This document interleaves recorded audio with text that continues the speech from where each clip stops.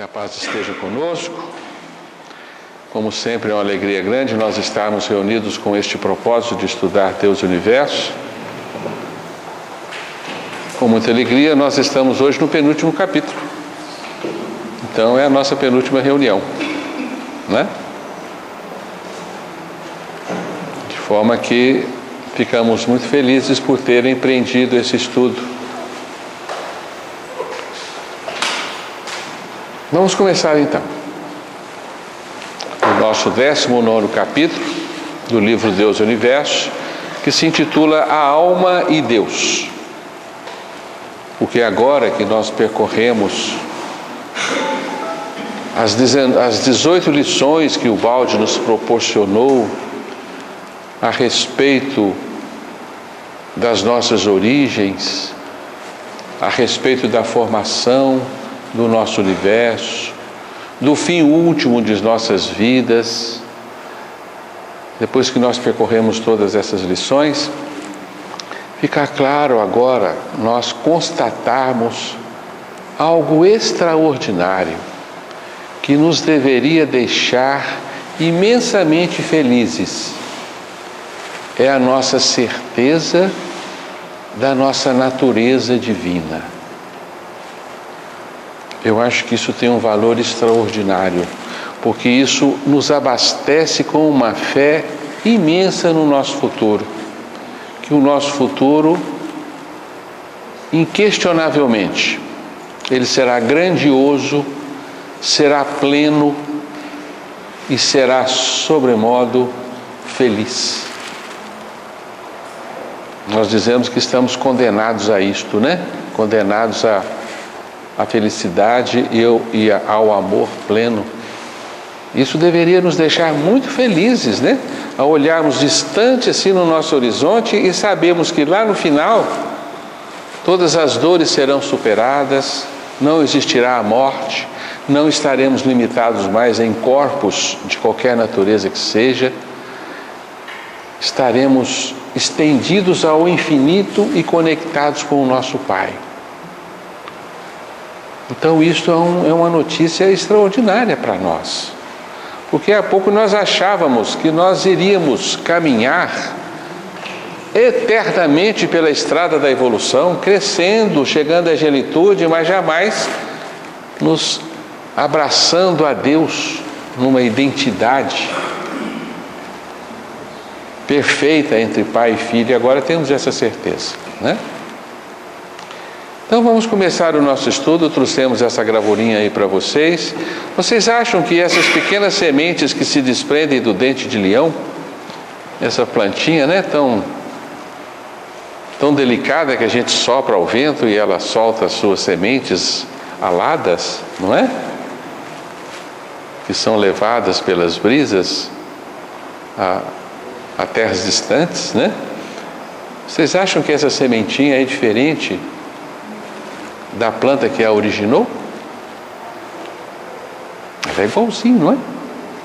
Ela vai gerar uma outra planta idêntica, não é verdade? O potencial que ela detém é o mesmo da sua fonte, não é? Inclusive a sua aparência, né? Ela é bem parecida com a planta mãe, não é? Ela é uma cópia perfeita da planta mãe. A natureza é assim, nos mostra um princípio fundamental de herança paterna, em que aquele que gera se doa por inteiro ao filho gerado, né?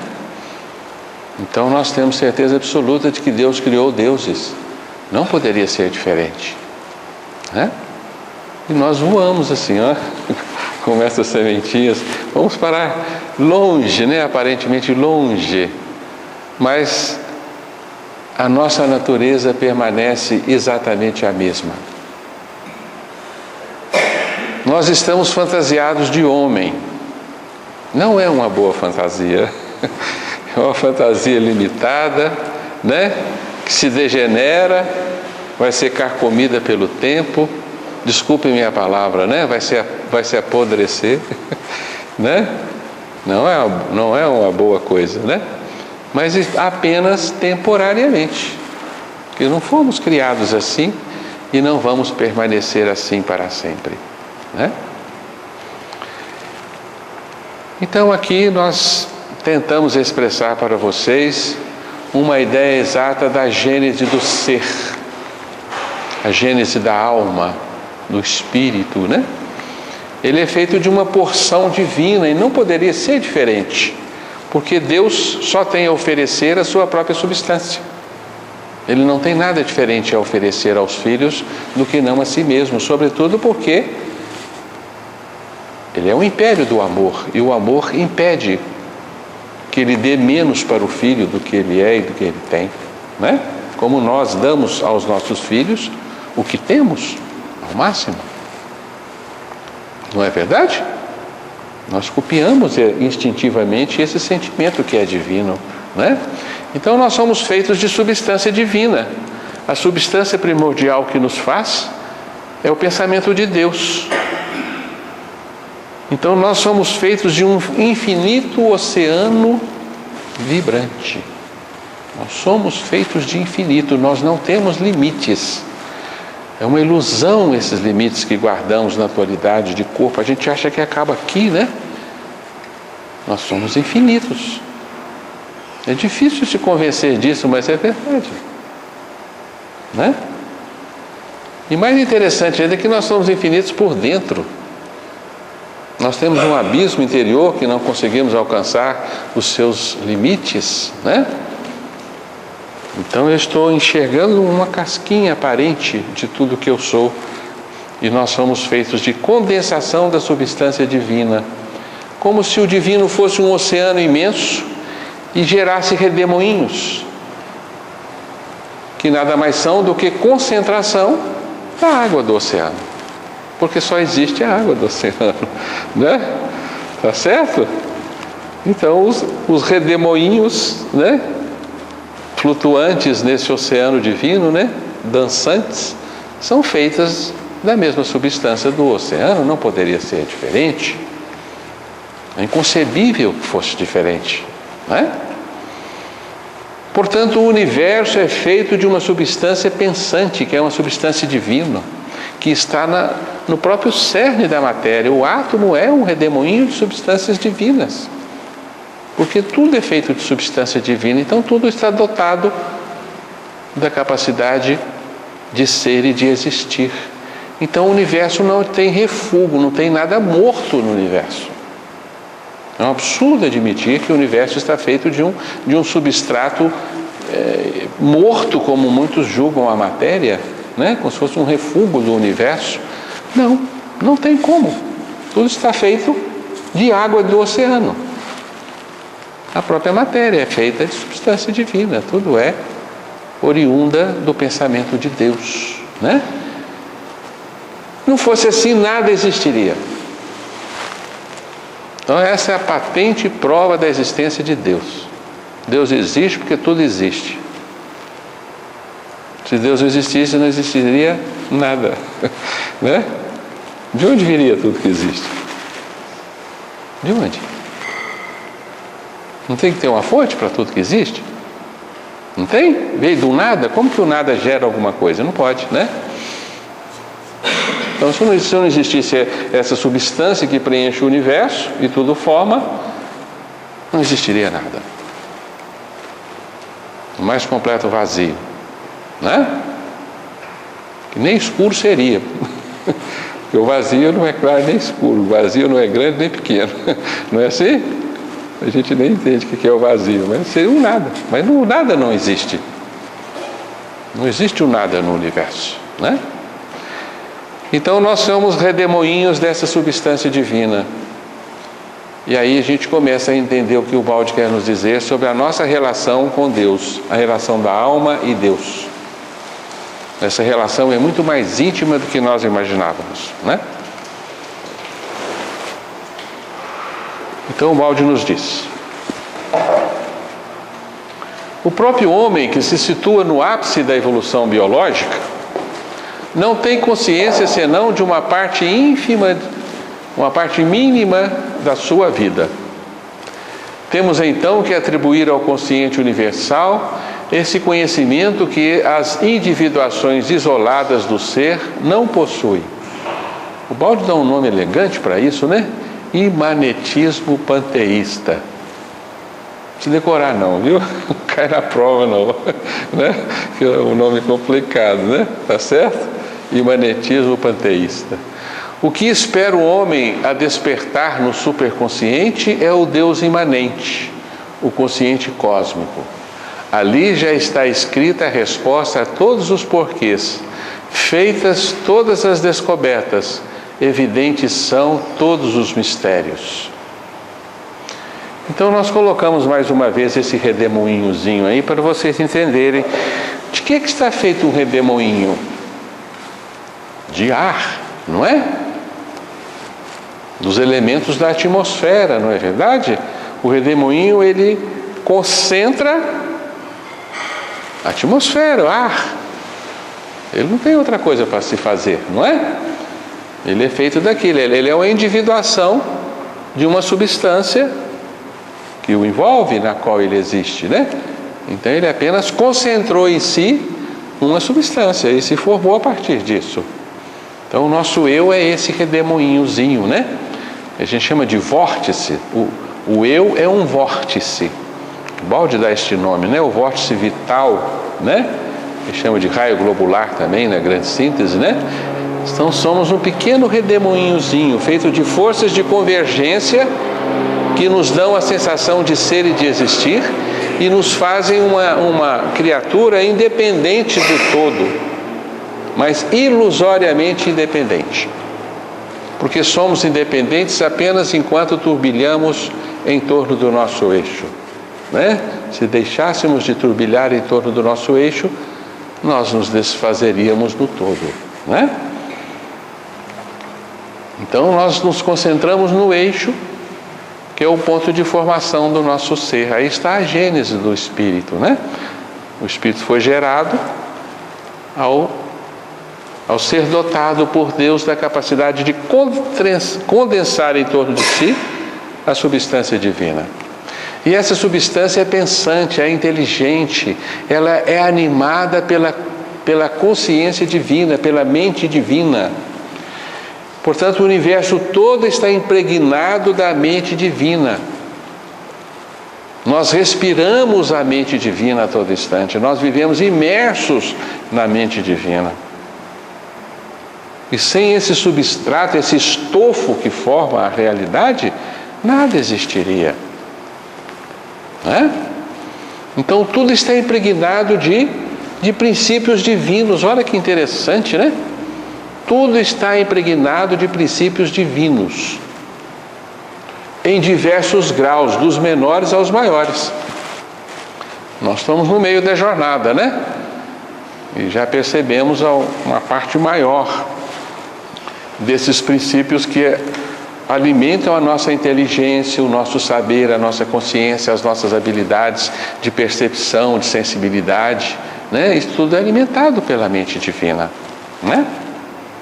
Então a mente divina também é como uma grande fogueira que gera dentro de si fagulhas, né? Chamas individuadas que vivem porque estão dentro da combustão da grande chama, que é Deus, né? Se a grande chama se apagar, tudo se apaga, né? Portanto, a atividade que Deus exerce na realidade é muito maior do que nós imaginávamos. Deus não é um ser inerte, sentado, né, lá nas estrelas e assistindo o universo funcionar, né? Não é assim. Deus está impregnado na realidade, embora a gente já tenha estudado, né, em imanência e transcendência, que Deus é mais do que o conjunto, porque senão seria panteísmo, né? Tá certo? Então Deus tem a sua porção, que é a realidade, e ele ao mesmo tempo é mais do que essa realidade, é a transcendência divina, né? Sobre exatamente esse ponto, no livro A Descida dos Ideais, tem uma definição desse Deus interessante. Lá, um parágrafo pequenininho, que Deus no nosso mundo dividido, ele somente pode ser compreendido nos seus dois aspectos também, na sua forma imanente e impessoal, quer dizer, fragmentado em todo cantinho, em todo o universo. E na sua forma, e também, né, e na sua forma transcendente pessoal. A gente medita muito sobre esses dois aspectos e dificilmente... Nós os separamos, né? Mas é ilusória essa separação. É uma condição nossa, do nosso mundo dual. Né? Que Deus, na sua definição, ele se apresenta e não há como separar as duas apresentações de Deus para o nosso universo. Ele se apresenta de uma forma impessoal, imanente, e transcendente de uma forma pessoal. Verdade, né? Ou seja, lá no final da nossa caminhada, esse Deus, então, ele vai se apresentar para nós, né? De uma forma que nós não sabemos ainda. E aqui, nós percebemos Deus nos fenômenos, na vida, na natureza, então, né? Em todo cantinho, em nós. Exatamente. Mas é interessante nós observarmos, então, que isso faz com que o universo funcione como um grande pensamento, né? Que se distribui do mínimo ao máximo. É por isso que dentro de uma célula, uma minúscula célula que os olhos humanos não são capazes de enxergar, né? Porque são milhares de vezes menor do que 1 milímetro, né? Dentro daquela unidade diminutíssima tem uma inteligência fantástica ali, né? É um laboratório indecifrável ainda pela ciência, né? Aquele serzinho diminuto conhece bioquímica, né? É um ser sábio que sintetiza moléculas complexas. Como? Não temos como explicar, né? Hoje, quando você fala que é um grande pensamento, nós somos um pensamentozinho ou nós captamos desse pensamento? Nós somos um pensamentozinho conectado nesse grande pensamento, né? E esse grande pensamento, ele supre a nossa ignorância. Ai de nós se nós tivéssemos que construir o nosso corpo, nós saberíamos fazer isso por nós mesmos? Já falei isso aqui, né? Alguém sabe como construir uma molécula de hemoglobina? Uma simples molécula dotada da capacidade de captar oxigênio, né? Em determinada circunstância, liberar, em outra circunstância, captar CO2, liberar. Uma molécula fantástica, né? Se serve da capacidade do ferro de se ligar ao ar atmosférico. E ela tem que ser desenhada numa exata conformação, porque senão ela não funciona. Um simples exemplo, né? Alguém sabe como coagular o sangue? O sangue que brota de repente, né, para fora do vaso, e ele sabe que ele tem que se endurecer, porque senão o sujeito morre.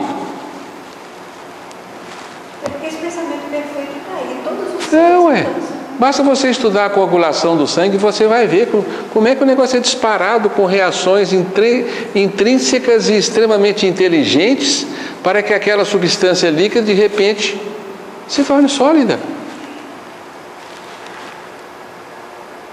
Burro é um homem que não vê a inteligência desse processo e acha que isso se dá ao acaso.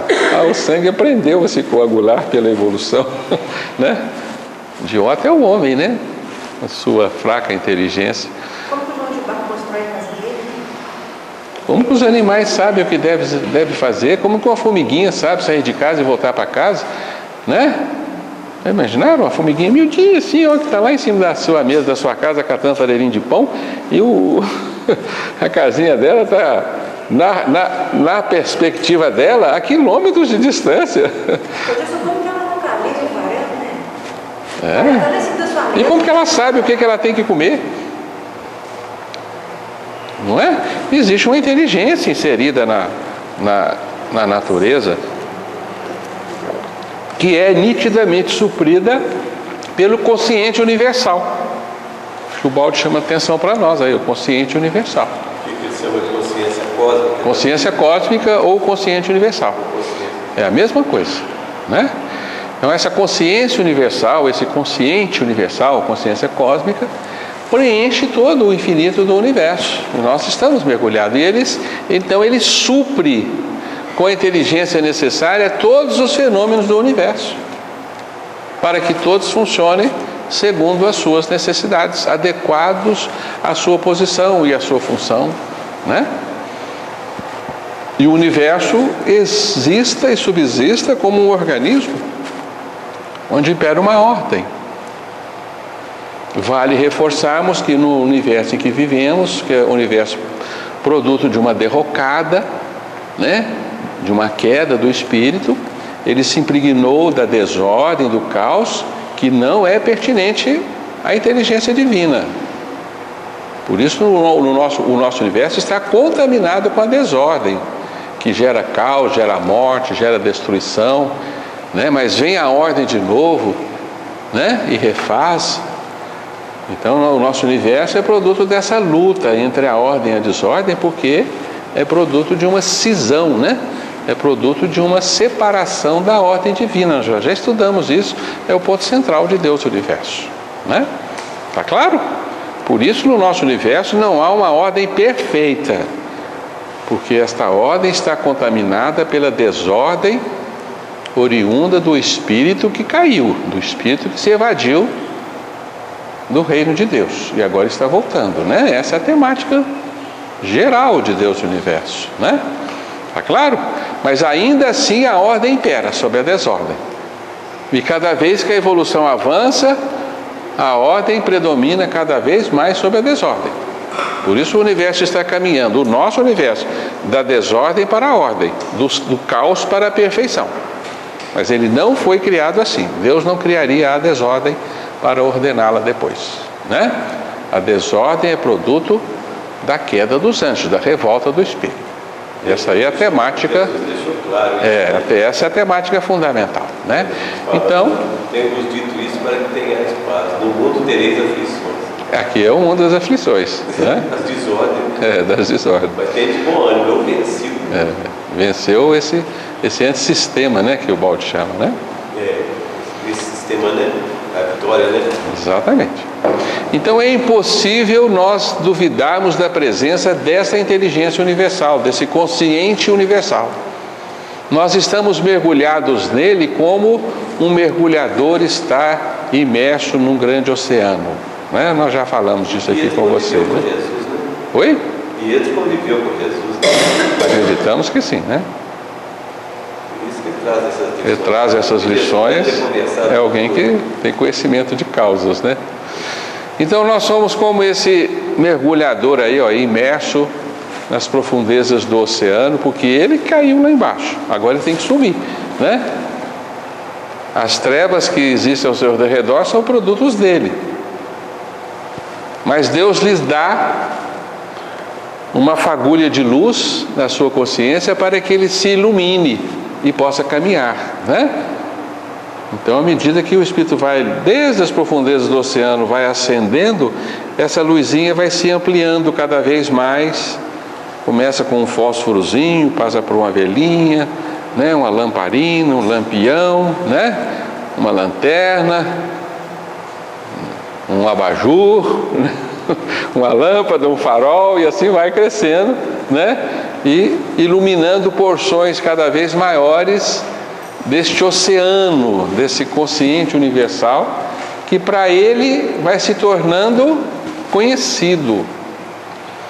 Portanto, a evolução está fazendo com que o que nos é ignorado passe a ser conhecido. O que é para nós um inconsciente divino, porque é inacessível, vai se tornando consciente divino, né? Então a gente está penetrando paulatinamente no consciente divino, né? No consciente universal, absorvendo cada vez mais maiores porções deste consciente universal e crescendo. Só que é um crescimento interno. Nós não estamos inchando por fora, né? Não é um inchaço por fora, não é um crescimento físico, né? É um crescimento de consciência. A nossa consciência está se dilatando. A nossa consciência hoje é muito maior do que a consciência de um animal, que tem uma consciência restrita de si mesmo, né? E um conhecimento também limitado do universo em que ele vive. E nós temos muito mais, então nós temos uma amplitude maior de consciência, né? Que está se dilatando à medida que nós evoluímos, né? Então essa é a figura que fazemos, é uma figura alegórica, né? do consciente divino como um imenso oceano, e nós mergulhados neste oceano, começamos como uma amebazinha e vai se desenvolvendo em seres cada vez mais potentes, né? Tá bem? Estamos em meio da jornada, né? O mergulhador aí humano está em meio à jornada, né? Por isso o universo é uma unidade indissolúvel. O universo é uma unidade. O universo não se divide, não se fraciona em pedaços. Isso é uma ilusão, né? É a doença da queda, esse fracionamento do universo em partes aparentemente isoladas umas das outras, né? O universo na sua origem é uma unidade. O Baldo chama isso de monismo. Então o monismo é doutrina da unidade, né? E continua o Baldo nos falando: se o universo foi gerado, como vimos, por uma substância pensante, o que vale dizer feito de substância imanente, feito de divina imanência, justamente por essa razão, todo ser é dela feito, ou seja, é pensante na sua profundidade. Se ele não tem disso consciência, não importa. De como ele vive e funciona, devemos deduzir que este pensamento está nele, mesmo que ele não o note, como está não apenas nos seres evoluídos, mas até nas mais evoluídas formas da matéria bruta. Então é verdade que Deus pode tirar filhos de Abraão das pedras, né? Como diz o Evangelho, dessas pedras Deus tira filhos a Abraão, né? Tá certo? E quando a gente começa a interiorizar essa verdade, é interessante que você adquira um respeito muito grande por tudo que existe ao seu redor, né? E antes de você massacrar com o dedo uma formiguinha que está ali na sua mesa, né? Você pensará duas vezes: puxa vida, quanta inteligência existe nesse serzinho, né? Nossa, Mãe do céu, aqui tem um ser divino, feito de substância divina, né? Lutando pela sua sobrevivência e pela aquisição de consciência, né? Aí você pensará duas vezes antes de massacrá-lo, né? Mas quando você faz isso com um pirilongo da dengue, é difícil se você né, deixar de eliminá-lo pensando nisso, né? Não é isso? Esses pequenos demôniozinhos, né? Que também merecem viver, se vivem porque merecem viver, né? Quizá possam se transformar em coisas melhores. Então isso dá um sentido de unidade ao universo. Tudo que existe no universo é irmão, porque é filho do mesmo Pai. Nós somos irmãos da matéria bruta, somos irmãos da pedra, da árvore. Por isso Francisco de Assis chamava, né? Irmã árvore, irmã lua, irmão sol, né? Irmão pássaro, tudo é irmão, não tem como, né? Tá certo? Que isso possa nos mover quando você vê uma pessoa que te desperta os mais horríveis sentimentos de repugnância, né? Como um criminoso, um ladrão, um assaltante, né? Você tem que lembrar que ele é feito de substância divina, um ser sagrado, que é vivo porque merece viver, né? Não é isso? Uma amiga nossa que foi assaltada com pivete, né? Com uma faca, pediu o celular, a bolsa, porque senão ia rasgar a barriga dela, né? E ela viu aqui quase que uma criança, mas viu nos olhos daquele pivete um ódio terrível, e ela sentiu muito medo porque ela sabia que ele ia rasgar a barriga dela mesmo se ela não entregasse. Então ela entregou, mas ficou fula da vida, né? Ficou enraivecida, desejando tudo de ruim para aquela criatura maligna, né? Levou sua bolsa, seus documentos, seu celular, trazendo um grande transtorno para ela, né? E ela parou e pensou assim: como que naquele instante eu senti que a minha vida não valia nada para ele? Mas ela se pegou pensando: como que eu estou pensando que a vida dele não vale nada para mim? Se ele morresse, eu ia ficar feliz, né? Então não é à toa que a gente é assaltado, né? Tá certo? Porque a vida dele não vale nada para nós, né? E ali está um ser divino, Isso aconteceu. Desviado, mas um ser divino. Se você vê um cara cair no chão, bêbado, que você passa longe dele, muda de passeio na rua, né? Cara escrachado lá, sujo. Ali está uma joia, um diamante divino, né? Isso aconteceu com o Chico também, né? Que estava numa reunião lá, já era quase 2 horas da madrugada, aquelas reuniões antigas dele, né? Aí chegou uma pessoa, conversou no ouvido dele. E aí ele também conversou no ouvido do rapaz, né? Aí o rapaz saiu assim: ô Chico, me perdoa, Chico, me perdoa, me perdoa. Aí tinha um repórter lá que fez esse livro que eu estou falando, o livro chama Chico de Francisco. O repórter chegou perto do Chico e disse: quem foi que eles estão saindo te pedindo perdão aí, chorando? Aí o Chico falou: não, é porque estava com um revólver na cintura, e me mostrou o revólver assim e falou que ia me matar. Aí eu falei com o ouvido dele assim: seja feita a vontade de Deus, meu irmão. Ele despertou, né? Pois é, despertou. Aí o cara assustou e saiu desse jeito. Me perdoa. Isso é entender isso, né? A vontade de Deus. Está muito conectado com Deus, né? É bacana isso, né? Bem, o Baldi, nessa lição, faz para nós uma recordação ligeira dos conceitos importantes para nós, né? O conceito de politeísmo, de monoteísmo e de monismo, né? O politeísmo é o Deus em pedaços, é o Deus fracionado em diversos deuses, em diversas divindades, né? Então o homem, na sua evolução, fracionou Deus lá no começo, né? No nascimento ainda da cultura e da religião, ele fracionou Deus em diversas entidades. Depois ele entendeu que tem um Deus só, que é necessário que tenha, para existir uma coerência na criação, tem que ter um Criador só.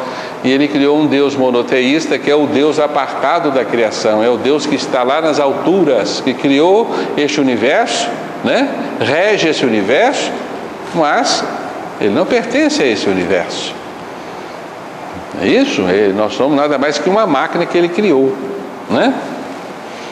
Esse é o Deus monoteísta, é o Deus das alturas do infinito, né? Inacessível, inatingível. E agora o conceito de Deus que é a criação, que é o Deus monista, né? Em que a criação é Deus, a criação é inerente a Deus. Deus está intimamente conectado à criação, porque a criação é feita de substância de Deus, e Deus é ao mesmo tempo algo além da sua própria criação, né? É o conceito monista, né? Tá certo? Que é a evolução do pensamento de Deus, né? O pensamento que temos de Deus. Monismo aqui significa ter compreendido não somente a unidade de Deus, mas também a unidade do todo, pela qual tudo que existe forma um sistema único, do qual Deus é o centro. Então Deus é o centro máximo, né? De irradiação desse sistema e de atração desse sistema, né? Essa é a definição atual que temos de Deus. Portanto, é interessante nós observarmos que na nossa realidade tudo é feito de consciência. Consciência é a única coisa que existe, embora a gente não saiba definir o que é consciência. Consciência é alguma coisa abstrata, que não pode ser medido, não pode ser pesado, não é isso? Mas tudo é feito de consciência. Uma pedra é feita de consciência, um átomo é feito de consciência, uma formiguinha é feita de consciência, uma árvore, tudo é feito de consciência, que é feita de substância divina, né? É algo abstrato.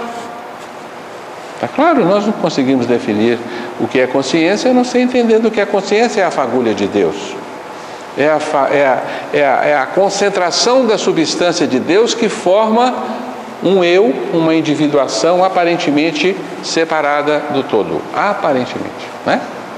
Tá certo? Então nós enxergaremos na nossa realidade o que chamamos de espectro contínuo de consciência. Tentamos desenhar isso daí, né? Um espectro contínuo de consciência, em que o que difere uma consciência de outra é o seu grau de dilatação, ou o grau de concentração. Então, o grau máximo de concentração de consciência está no átomo, depois no mineral, né, que é uma conjunção de átomos, depois no vegetal, no animal, no nominal, no anjo, no arcanjo, né, em que a consciência vai se desdobrando e vai se tornando cada vez mais ampla, né? Mas tudo é feito de consciência, né? E a evolução consiste justamente nesse processo de dilatação da consciência. Então, evoluir é dilatar a consciência. É isso que a evolução insistentemente faz em nós, né? Fica rebatendo-nos, insistindo-nos, colocando dificuldades, criando problemas para nós, né? Para que nós possamos crescer, desenvolver, ampliar a consciência, consequentemente ampliar sensações, emoções e conhecimentos. Então o Baldi nos diz nesse capítulo: a evolução não é assim um avanço cego, mas um despertar vibratório segundo esquemas já pré-estabelecidos. Consiste justamente na expansão de nosso consciente individual. Vejam só, hein? Expansão do nosso consciente individual no infinito consciente cósmico. Definição belíssima de evolução, né? É o despertar do espírito, mobilização de qualidades adormecidas que já existem. A evolução não cria nada em nós. A evolução, ela desdobra qualidades já existentes. Ela desperta propriedades adormecidas em nós, adormecidas pela queda, né? Até que o Deus imanente, nele incorporado em nós, né, retorne ao estado de origem, para coincidir com seu aspecto transcendente. Nós vamos coincidir com Deus na dilatação final da nossa consciência, né, que é a dilatação infinita da nossa consciência. Certo? Nesse instante, nós nos transformaremos em seres plenipotentes e infinitos, né? Então a evolução não está ensinando nada novo para ninguém. A evolução está extraindo o que nós já temos de divino em nós.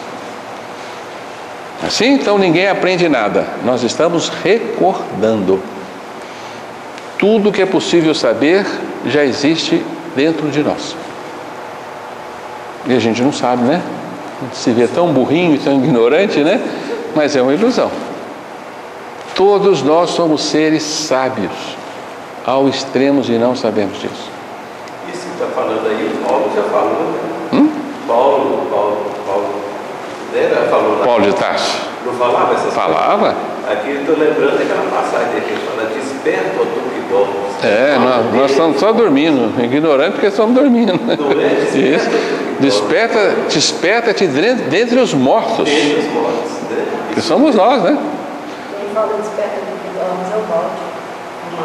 Não, esse é do Paulo. É Paulo. Desperta, ó tu que dorme, levanta-te dentre os mortos e o Cristo te ressuscitará. Isso é de Paulo, é Paulo aos Coríntios. Ele pode ter incorporado, mas essa frase é do Paulo. Em João nós estudamos, já passamos por isso, que fala que essa inconsciência nossa, esta é a nossa condenação. Isso? Os primeiros capítulos. Com certeza. Nossa prisão. É a nossa prisão. Prisão da ignorância, né? E o Platão dizia isso, né? Aprender é recordar. Ninguém aprende nada novo. Você recorda o que já sabia e não sabia que sabia. Não sabia que sabia. Por que a crueldade, a maldade desperta muito primeiro? Desperta? Desperta primeiro, o mundo está cheio de maldade, de crueldade, pela inteligência, o intelecto, né, que constrói, porque está dentro da gente também a maldade. É porque nós fizemos a opção pela revolta. E a partir daí nós alimentamos um egocentrismo muito grande que gerou em nós a crueldade, né? Nos tornamos seres profundamente ególatras, desejando sobretudo o nosso bem e nenhum bem para o próximo, né? Até mesmo o mal para o próximo, né? Isso é uma deturpação que nós sofremos por vontade própria. Isso não é divino. Isso não advém da pedagogia divina. Deus não nos ensinou isso. Certo? Se você acredita que o espírito foi criado simples e ignorante, então você pode pressupor que você aprendeu isso ao atravessar a evolução no reino animal. Eu pensei nisso. Mas não poderia ser. Seria contraproducente, né? Seria impróprio. E poderíamos condenar Deus de nos ter educado primeiro na selvageria, na brutalidade, na animalidade, para depois nos educar no bem. Não há ninguém que atue desta forma. Não há nenhum pedagogo que ensina as pessoas a serem más para depois serem boas, a serem cruéis e deseducadas para depois se educarem. Não é possível isso, né? Foi na própria terra que foi arquitetado. Então isso advém da nossa natureza. Você caiu no átomo, caiu na matéria, já é impregnado desses sentimentos. Por isso você desperta no reino animal já imbuído disso. Você quer comer o outro. Não é? Isso é seu. A evolução está destruindo, na verdade, esses sentimentos impróprios. A evolução está destruindo a nossa animalidade, a nossa brutalidade, porque ela é nossa. Se fosse divina, não poderia ser destruída. Está claro? Você tem que abandonar isso, né? O Evangelho é isso, é antibiológico o Evangelho, né? Aquele que quiser a sua vida, perderá. Aquele que doar a sua vida, ganhará. Isso não é biológico. Você aprende a biologia ao contrário. Tira a vida do outro para você viver. Você vive da morte do outro, não é? É antibiológico. Então a biologia não é divina. Está claro? É do espírito que caiu, né?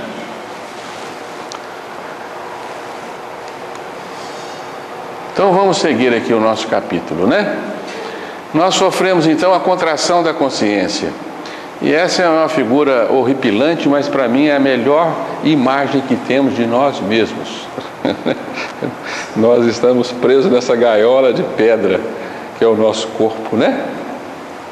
Tá certo? Vocês precisam incorporar essa imagem e entender que, né, nós nos vestimos de uma forma muito grosseira, né?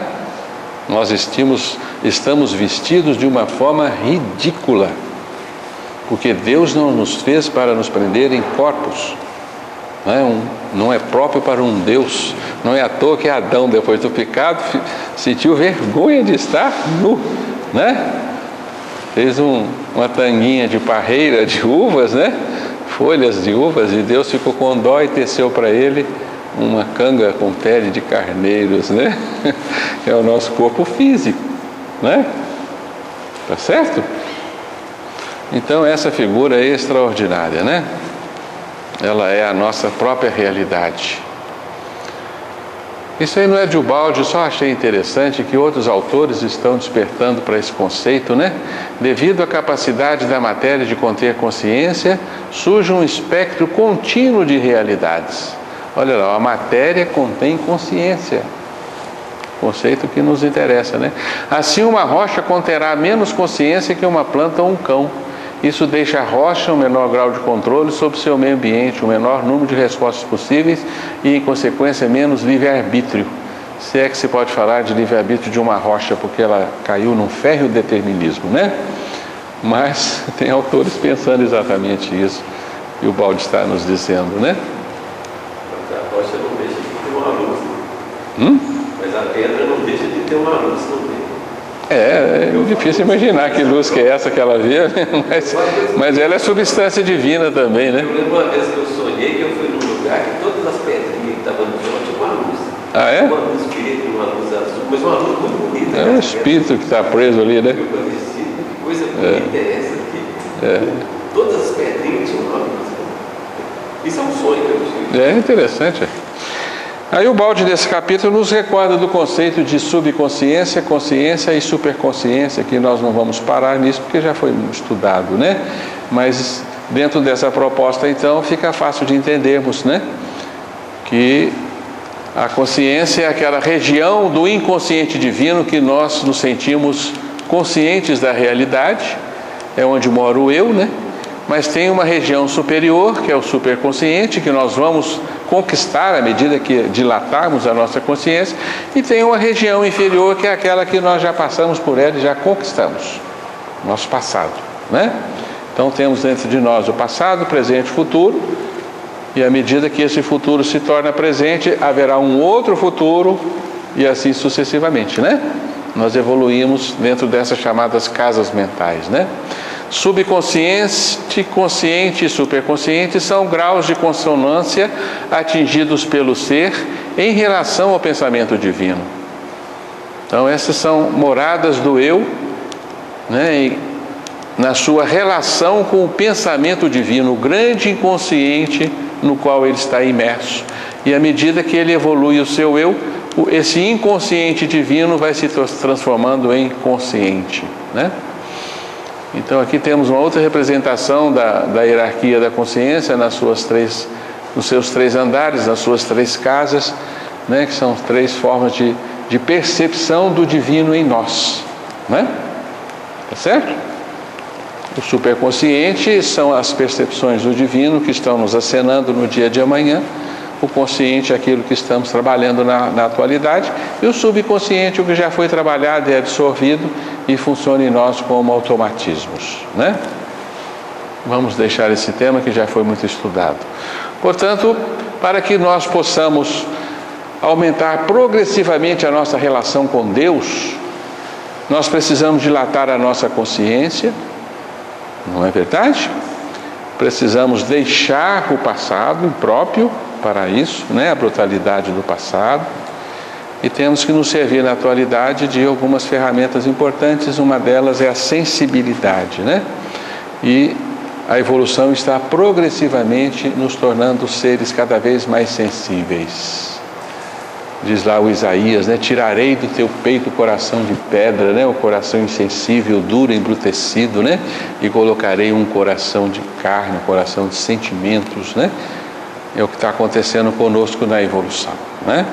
Nós estamos então nos sensibilizando e nós devemos nos esforçar para isso, para nos tornarmos seres cada vez mais sensíveis, perceptíveis do mundo ao redor, né? E tornarmos-nos sensíveis aos outros e aos estímulos que nos chegam, né?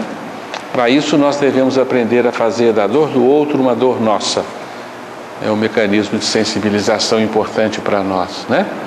Elevar a consonância ou sintonização com o pensamento de Deus. Aumentar, né, a sua capacidade de sintonização. Tudo vibra de pensamento e frame de vida em derredor de nós.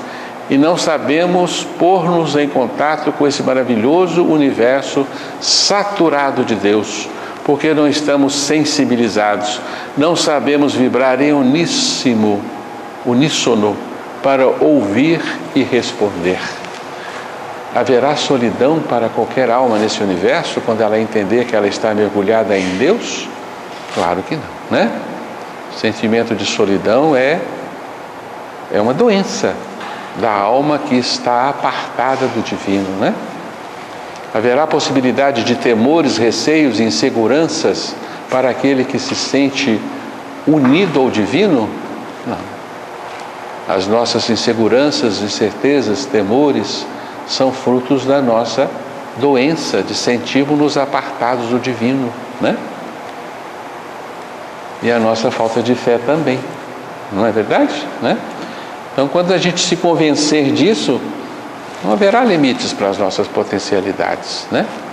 Para isso é preciso sensibilizar o espírito, para que ele possa vibrar cada vez mais nas altitudes divinas, né? E assim superar todas essas deficiências que fazem parte de nossa alma, que são produtos da nossa queda, né?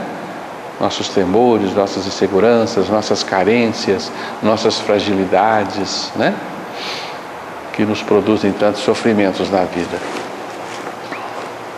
Tudo poderá desaparecer com a nossa progressiva sensibilização. E unir-se ao outro, né? O que aprendemos ontem da palestra brilhante aqui, né? Do Roberto Crema, né? Entrar em contato com o outro, né? Ele chama de encontro, não é isso? Com essa orientação cósmica, podemos apreciar o valor de cada ato nosso, quer como indivíduos, quer como sociedade. tudo evolve e nós evolvemos como indivíduos e como sociedade, em demanda de síntese mais vastas, profundas e compreensíveis. Nós, centelhas de Deus, somos os operários de Deus para a reintegração do Deus imanente.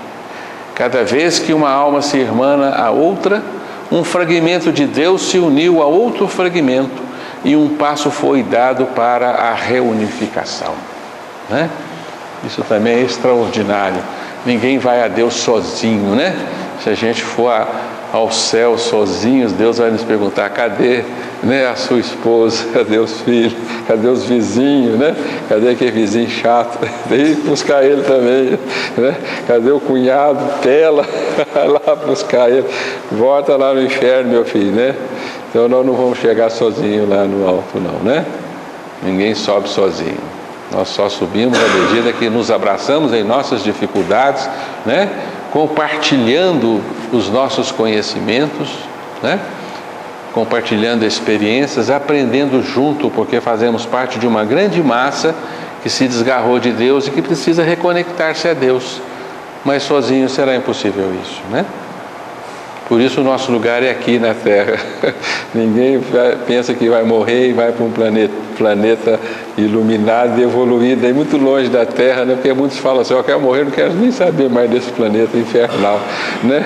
Que Deus me leve lá para as esferas felizes. Não, o nosso lugar é aqui, né? Tá certo? Ao lado das injunções humanas, das grandes dificuldades de todos os seres humanos. Não vamos nos libertar disto. Não vamos ter a intenção de nos libertarmos disso, né? Tá certo? Aí vale tudo, né? Reconciliar com o adversário, amar, né, os inimigos, não abraçar só os afetos, mas os desafetos, e fazer da vida um grande encontro, né? Jesus fez, né? O que ele falou com Lázaro? Quando ele ressurgiu, para quem ele apareceu? Para Maria Madalena. É verdade. É isso mesmo. Então nós temos que unir os fragmentos, né? E cada vez que nos unimos, nós dilatamos. A matemática divina é interessante. A matemática divina não é 2 mais 2 é igual a 4, não. 2 mais 2 é igual a 6 ou mais. Né? Porque você amplia possibilidades à medida que funde. As possibilidades se multiplicam à medida que você funde com o outro, né? E compartilha com o outro as suas possibilidades. A vida de um indivíduo se torna grande quando ele compreende que é, no sentido exposto, o Filho de Deus. Jesus nos falou isso com tanta clareza e nós não acreditamos, né? Vós sois deuses, né? E a gente fala assim: não, mas que diferença que tem do que eu sou e do que seria um Deus, né? Né, Hermes? É o único Deus que tem aqui, é o Hermes. Os outros ainda são projetos de deuses, né? Então, ele não falou no futuro, vai ser um, ele disse: vós sois. Somos. Se você acreditar nisso hoje, você será poderoso, né? Poderosa, né? Nada te impedirá de falar às montanhas: movam-se daqui para lá, e elas se moverão, né? Não é verdade? Nós detemos um poder extraordinário e não sabemos. Ainda bem que não sabemos, porque senão nós faríamos. Nós criaríamos uma balbúrdia nesse universo, né? Já pensou se eu tivesse o poder, né? De com o dedo, um simples indicar de dedo, realizar todos os meus desejos? Eu faria muita besteira nessa vida, né? Assim, é por isso que se fala que Deus dá asa a cobras, né? Não é verdade? E por isso as asinhas nossas estão podadas. As nossas asas de anjo estão podadas porque nós não sabemos voar como convém, né? É isso? Portanto, carregamos no nosso interior a divindade imaculada, intocável. O Espírito, na sua essência, na sua natureza, ele não sofreu nenhum arranhão.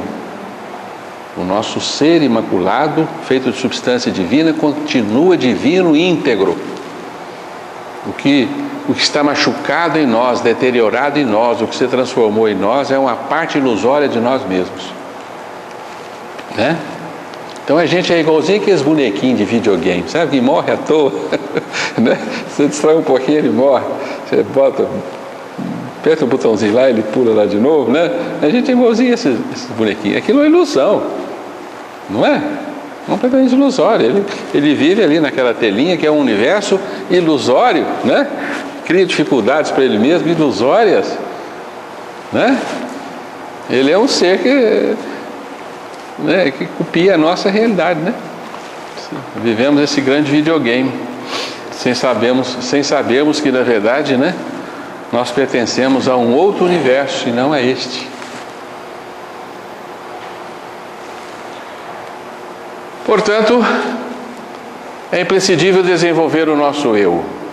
Compreendamo-lo bem, não é o nosso eu egoísta e separatista, filho do antissistema, cindido e rebelde a Deus, que devemos desenvolver, mas é justamente o nosso outro eu divino que devemos despertar e que dorme nas profundezas de nosso espírito. Se agirmos noutra direção, caminharemos ao invés para a destruição e não para a reconstrução.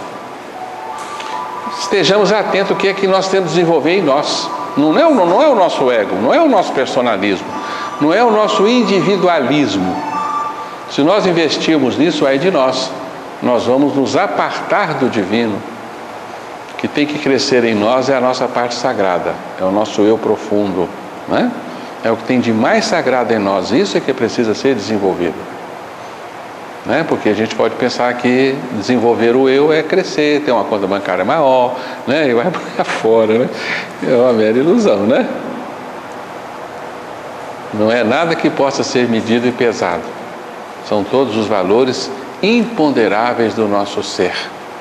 É aí que nós devemos empregar todo o nosso esforço de evolução, né?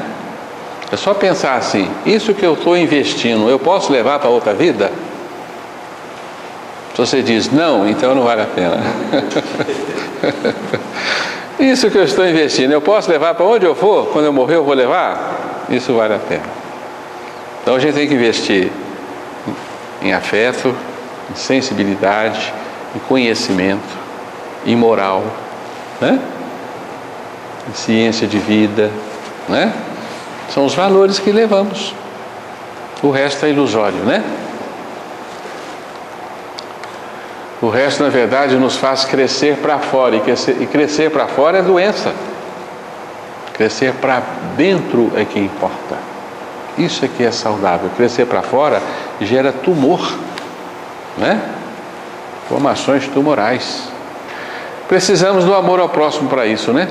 Assim, pois, evolução, espiritualização e unificação caminham paralelamente. Quem ama a Deus, o ama em todas as criaturas, e quem vive em todas as criaturas, vive em Deus. Ao passo que quanto mais egoisticamente se vive, tanto mais se vive distanciado de Deus. O que nos separa de Deus é o egoísmo. O que nos aproxima de Deus é o amor ao próximo, né? O que dilata o nosso eu é o amor ao próximo. Essa gravura é de Francisco de Assis cuidando dos leprosos, né? É isso? Ele era capaz de amá-los como o mais bonitinho dos seres humanos, né? Portanto, sem amor ao próximo, nós não vamos a lugar nenhum nesse universo. Nós vamos ficar fechados em nós mesmos, ai de nós. Não vamos sair desse torrãozinho que a gente está preso, né? Não é isso? E Jesus deixou isso muito claro, o Evangelho é claríssimo nessa lição, né? Que é isso daí que nós devemos praticar com sinceridade e não como um simples lustre, um simples verniz para o nosso ser, né? Porque não vale fingir que está gostando do outro, não, né? Fingir que está sendo bonzinho ou fazer-se de bonzinho para conquistar alguma coisa do outro, porque às vezes você é bonzinho para que o outro te supra, né? Com reconhecimento, com afeto, né? Não, esse amor não vale, né? Não é genuíno. Portanto, essa é uma mensagem para os amadurecidos. O balde assim termina este capítulo A Alma em Deus. Quem tem ouvidos de ouvir, que ouça, e quem tem intelecto para compreender, que compreenda, pois que o quadro da visão do ser está completo, e é chegada a hora em que a verdade será dita abertamente e sem véus, pelo menos aos mais evoluídos, que podem compreendê-la. Então nós estamos aí como esse velhinho caminhando na longa estrada da vida, já cansados de caminhar, né? Pensando em toda a jornada do passado, quanto trabalho tivemos para percorrer tantas e tantas etapas da vida humana, quanta luta, né? Quanta dor, quanto sacrifício, quantas mazelas, quantos males semeados, quanto sangue derramado, né? Trazemos do nosso longo passado de evolução. Mas na atualidade nós já vislumbramos um clarão no horizonte próximo, né? É para lá que nós devemos caminhar, incorporando essas verdades e praticando-as, para que a nossa caminhada se faça mais ligeira e nós possamos atingir o fim que nos espera, a gloriosa ressurreição, resplandecer como o sol no reino do nosso Pai, como nos prometeu Jesus, né? Ser um com o Pai, como Ele é um com o Pai, né? Ser perfeito como perfeito é o nosso Pai. Esse é o nosso destino final, né? Não está longe. Você olha assim e fala, milhões de anos eu ainda vou evoluir para chegar lá. Não temos essa notícia. A notícia que temos é que é neste milênio que nós vamos fazer. Você quer ter um exílio. Não fica sentado e fala assim, eu tenho a eternidade para chegar lá. Não, aí você não vai a lugar nenhum. Nós podemos encerrar a nossa lição.